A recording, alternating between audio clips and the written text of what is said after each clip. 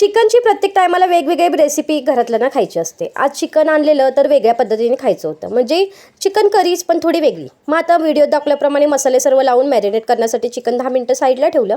तर इथे काय केलं, चिकन मॅरिनेट होतं तोपर्यंत इथे कांदा, खोबरं, आलं लसूण आणि टॅमॅटो एक सर्व छान असं गॅसवर भाजून घेतलं सुरुवातीला. आता मग जरासं गावच्या प्रमाणे चुलीवरची चव तर काही येणार नाही, पण येण्यासाठी तसं केलं आहे. त्यानंतर लगेचच मग ते तेलामध्ये परत एकदा भाजून घेतलं आणि लगेचच मग त्याच्यात कोथिंबीर घालून पेस्ट करून घेतलं. तर पेस्ट झाली, लगेचच इथे पॅनमध्ये तेल ओतलं, बारीक चिरलेला कांदा घातला आणि मॅरिनेट केलेलं चिकन घालून घेतलं आणि चिकन घालून छान असं परतून घेतलं. आता छान परतून घेतल्यावर त्याच्यात थोडंसं पाणी ओतलं आणि लगेचच ते झाकून 10 ते 15 मिनटं वाफवून घेतले.